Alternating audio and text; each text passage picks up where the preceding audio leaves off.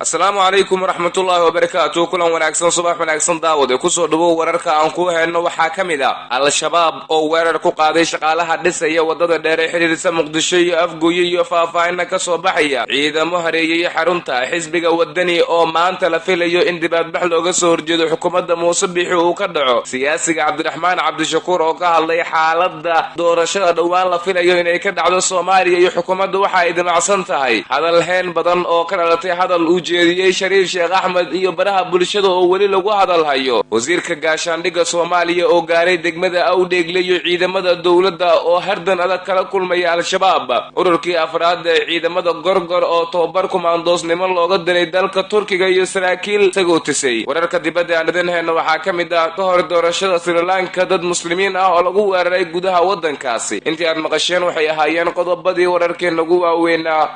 waana subaxnimo isniin ah taariikhdu waxay ku beegan tahay 18 bisha 11 November 2019 hadii aad ku cusub tahay janalkan subscribe si aad u hesho hada soona halkan aan ku soo gudbino kuna soo dhawow warkeena oo faahfaahsan warar dheeraad ah ayaa ka soo baxaya weerar dabagal ah oo shalay gelinkii dambe lagu qaaday ciidamo ka tirsan kuwa dawladda federaalka ah ee Soomaaliya oo ilaaliya shaqaalaha dhisaya wadada dheer ee xiriirisa magaalooyinka Muqdisho iyo Afgooye ee gobolka Shabeellaha Hoose waxaana weerarkan uu si gaar ah uga dhacay deegaanka Xaawa Cabdi oo dadka ka deegaanka Ceelasha Biyaha ee gobolka Shabeellaha Hoose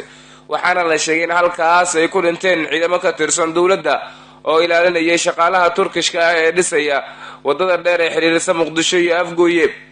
dadka deegaanka waxay inoo sheegeen in dhawaqa rasaas aad u xooggan la maqlayay inta dagaalku uu soconayay waxaan qadka teleefanka ee deegaankaas aan kula xiriiray gudoomiye ku-xigeenka amniga ee deegaanka Ceelasha Biyaha Muxdiin Cabdilkariin waxa uu faahfaahin iga siiyay sida wax u dhaceen isagoona ii sheegay in meedad lagu arkay goobta uu dagaalku ku dhacay isla markaana la geeyay isbitaalka Madiina ee Muqdisho xilli waxay wadooyinka xiran yihiin oo wadadii oo jaam jiro wadadii laamiga ka socota shaqadii oo dhismaha oo laamiga lagu dhisayay shacabkiina dhex marayo baabuurkiina dhex marayso meesha xaaladeeduna ay tahay xilli kala carro oo hoogalada ayaa waxaa la ii sheegay in meesha xabad ka socoto anoo degmada ku sugan kabacdi xaggii meeshaas socdaan tagay xabadoo markaas gabaabtii oo waxaan tagay adigu ugu horeysay 15 daqiiqo ugu horeysay ma garan waa gartay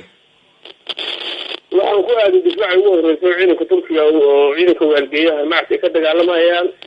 iyo ragga darawiisha difaaca ka sheegay oo dagaalamayaan kulli dagaalkaas wixii socday muddo 20 daqiiqo wax khasaare ah oo hadda in la iska dhiciyay ma wax khasaare ah oo geystayna meeshaas kalma kulmin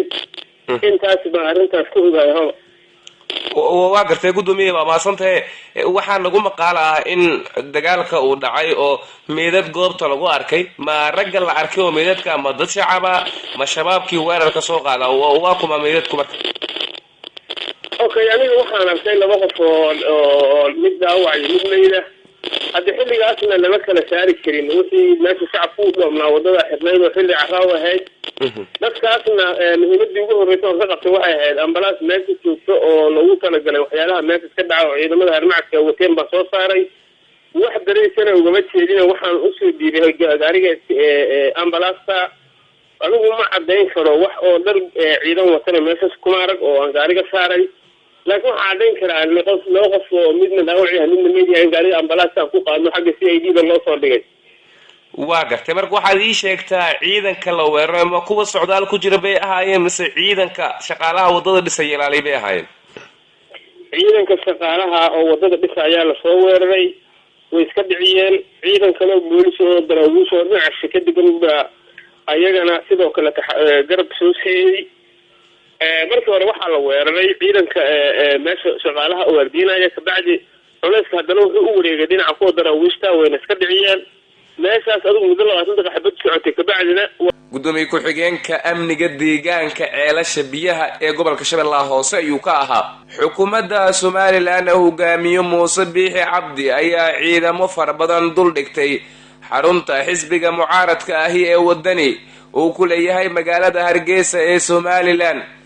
xukuumadda Biixi ayaa goor dhoweyd oo xalay ah waxa ay tiro badan oo ciidan ah ku hareereysay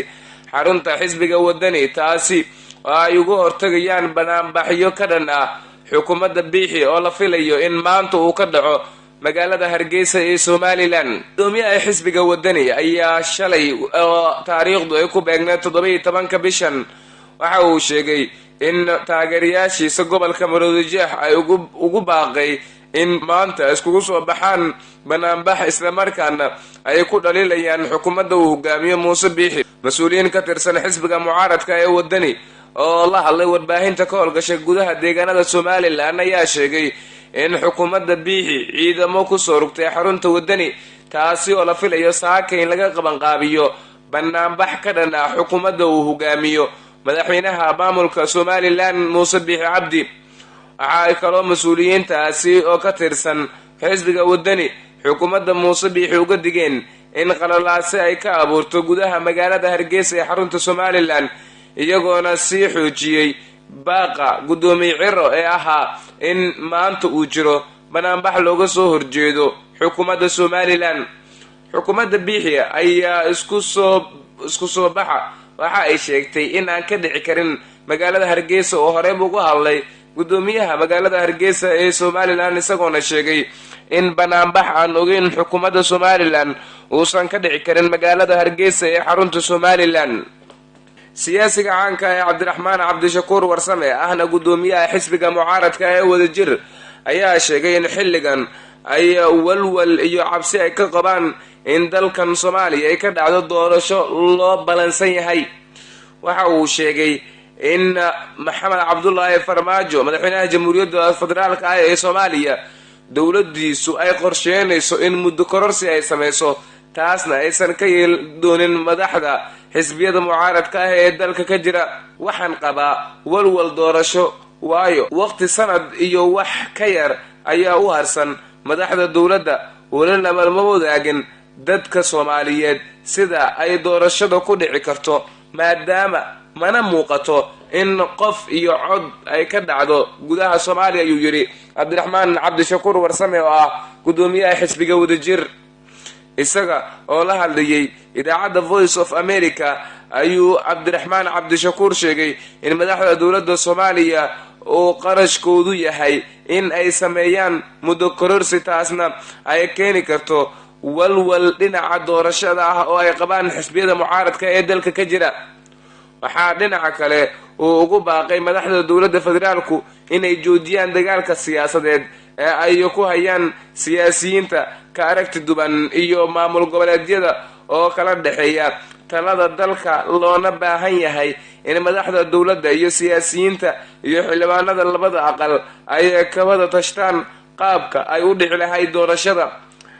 hadalka Cabdiraxmaan Cabdishakuur ayaa waxa uu ku soo aadayaa xilli siyaasiyiin badan oo ay ka mid yihiin madaxweynayaashii hore ee Soomaaliya iyo madaxda dowlad goboleedyadu qaarkood dowladdu ay ku eedeeyeen inay doonayso in muddo kororsi ay samayso.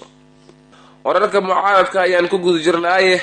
marka wadamada qaarkood xaalad cakirnaan dhanka siyaasadeed ah ay la soo gudboonaato, waxaa lagu baxsadaa dadaalka waxqabadkiisa ama aqli tanaasulka madaxda dalkaas maamusha. waxaa baraha bulshada qabsaday hadal dhowaan uu jeediyey madaxweynihii hore ee Soomaaliya Sheekh Shariif Sheekh Axmed, hadalkaas oo safaraad kala duwan laga bixiyey, isla markaana dowladda Soomaaliya hadalkaas kadib mas-uul ka socda dowladda uu la kulmay madaxweynihii hore ee dowladii ku-maalgeerka ee Soomaaliya Sheekh Shariif Sheekh Axmed. kelimada thumma wallahi ee toddobaadkii la soo dhaafay uu yiri gudoomiyaha madasha xisbiyada qaran ee madaxweynihii hore ee Sheekh Shariif Sheekh Axmed kadib waxaas arintaas siyaabooyin kala duwan uga hadlay shacabka ku nool guud ahaanba Soomaaliya iyo sidoo kale kuwa dalka dibadiisa ku nool. kelimadaas ayaa dadka siyaabooyin kala duwan u fasireen, isla markaana waxa ay ka dambeysay kadib markii qalqal la geliyey safar ay ku tagi lahaayeen magaalada Beledweyn ee gobolka Hiiraan. waa ayna tageen magaaladaas wayna ka soo laabteen, si xukuumaddu waxay sheegtay in garoonku uu xiran yahay isla markaana Beledweyn aan la geli karin. hadalka sheekh shariif sheekh axmed waxaa siyaabooyin kala duwan uga hadlay shacabka soomaaliyeed ee ku nool wadamada caalamka, waxaana sidoo kale ay sheegeen in loo baahan yahay in la ixtiraamo madaxdii hore ee dalkan. qaybtii afraad ee ciidamada gorgor ayaa tababar loogu qaaday dalka turkiga, iyagoona halkaas kusoo qaadan doona leylin iyo carbin ciidanka kumaandooska soomaaliya. ciidankan oo ah ururkii afraad ee loo tababarayo kumaandoos ayaa waxaa garoonka diyaaradaha ee muqdisho ku sagootiyey mas-uuliyiin uu horkacayo wasiirka wasaaradda gaashaandhigga xukuumadda soomaaliya xildhibaan xasan cali maxamed amar dambe, waxaana qaaday diyaarad weyn oo nooca milatariga ahi, waxaana loo qaaday dalka turkiga. ururkii saddexaad ee ciidamada kumaandooska ee gorgor ayaa toddobaadkii hore dalka kusoo laabtay kadib markii ay tababar kusoo qaateen gudaha waddanka turkiga. halka warkan aad ka daawanaysaan waa wararka 24 saac. markanna wararka dibadda. dad muslimiin ah oo gaari saarna ayaa waxaa la sheegay in lagu weeraray dalka Sri Lanka, iyadoona la qorsheynayo in dalkaas ay ka dhacdo doorasho. qaar ka mid ah dadka muslimiinta naceeb ee ku nool dalka Sri Lanka ayaa waxaa la sheegay inay is-abaabuleen islamarkaana weerar ay ku qaadeen dad muslimiin ah oo gaari saarnaa, islamarkaana ku socdaalayay waddo dheer oo ku yaala magaalada labaad ee ugu weyn waddanka Sri Lanka. gudahaan warkiis waxaad ka daawanayseen wararka 24 saac. waanaga intaa. haddii aad ku cusub tahay janalkan subscribe dheh si aad u hesho ogaha daahsoon ee siyaasadda halkani aan kusoo gudbino warkan midka xiga intaan ku kulmi doono. nabadgelyo.